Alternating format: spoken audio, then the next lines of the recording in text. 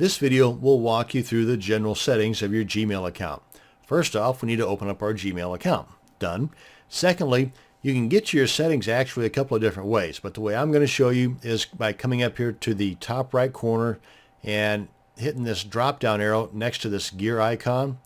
And as you hover over that, you can see it says settings, but there's a few other items in here as well. So we want to come on down here and select settings and left click on that. And here we are under the settings general. And right up here at the top, you can display the language that will be shown, and mine by default is English. If you use the phone chat, you can adjust the default country code, maximum page size.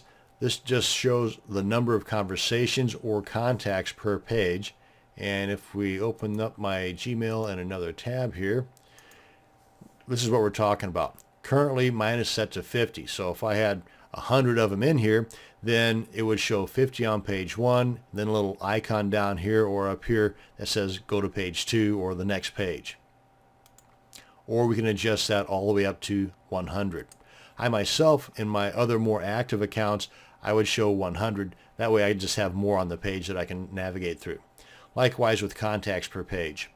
External content. Gmail tends to restrict showing images, for example, because some hackers will use images as a way to inject Trojans or malicious code into your Gmail account. And as such, Gmail will by default not show a lot of images until you tell Gmail otherwise. With this checked, Gmail already has a list of trusted senders, and you want to learn more, you can just click on that link there, that they do show those images, like Ford or General Motors and such. But if you don't want that, then you can always just tick this box here, ask before displaying external content. This is probably a more safe way, but this is the default and really isn't that bad. Totally up to you. Browser connection. Always use HTTPS, and in the settings that I have right now, that is the only option available to me. And you can also click here to learn more about that. But as it says here under my particular settings, to adjust this out of using HTTPS always, I'd have to do so through my browser settings. Default reply behavior. Both the default reply behavior and the default text styles are just that, defaults. You can make further adjustments in the emails themselves, but if you don't want to make adjustments there, you can adjust the default settings right here. Conversation view. I prefer this to be on. Let me show you what I'm talking about here. If we come up here to my emails, you can see right here, there's a number 2 right here in this particular email that I've received. That means that there are 2 conversations taking place related to this same email. If we open this up, we can see that both of those conversations are in this same box. And that's because conversation view is on. If this were off, then these 2 emails would be separate emails. That can be rather confusing, especially if you have a lot of conversations in your various emails. You'd have to go through and hunt those down to be able to see them all, similar to that of a threaded conversation or comments section in a blog. So for me, conversation view should always be on. Again, another personal preference. As you'll find, that's the case with a lot of the stuff in here, just personal preferences. Send and archive. I have this as show on mine, but you can hide that as well. Stars. Stars and important, these guys here, are pretty much the same thing insofar as a way to organize your emails, and by default you only have the 1 gold star or yellow star. You can adjust this by adding 4 stars to choose from or all stars to choose from. I myself do not use this option. I use labels instead. Desktop notification. Pretty self-explanatory there. You also, if it's set up, have a desktop notification for chats as well as those for your emails. Keyboard shortcuts. By default, with the keyboard shortcuts being turned off, you still have access to some of the basic keyboard shortcuts within your Gmail account, but there are some more advanced shortcuts that are not enabled. That to get them enabled, you can learn more about that here. And you would just check this radio button here. Button labels. Right now they're on icons. If you come on up here, you can see these are the icons that I'm referring to.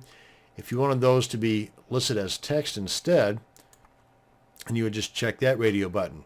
And then instead of this being an icon for archive, it would actually say archive.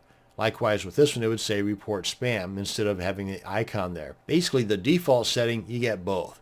You hover over this and you have the icon and the text. And if you want to include an image of yourself or an image period in all the emails that you send out, this is where you go to do that. The people widget. If you want to have information about that person that you're receiving email from showing up over here on the right, then this is the radio button you want checked. And by default, that's what it is. And if you want to hide that, then you can just check that radio button. And like with many of these other ones here, you can just click on the Learn More option to find out more details about this particular feature. Create contacts for autocomplete. By default, Gmail automatically adds these to your contacts list. If you don't want that, then you can just check that radio button there and just add them yourself. I myself prefer that this be automatic. That way I can always delete those automatically added contents, but I may not always remember to add those contacts. And that's why I prefer it to be automatic. Important signals for ads. You can adjust that however you want. Signature, this is pretty important. Right now, by default, no signature is checked. If you want to add a signature, you can put in here whatever you want. And every time you send out an email, this is going to be your default signature. For example, if you want to put in here a couple of your website URLs and maybe some catch line, whatever you want to put in here, it's totally up to you. And you've got these formatting options as well. Personal level indicators. Play around with this as much as you want to see if this is an item that you want to be activated.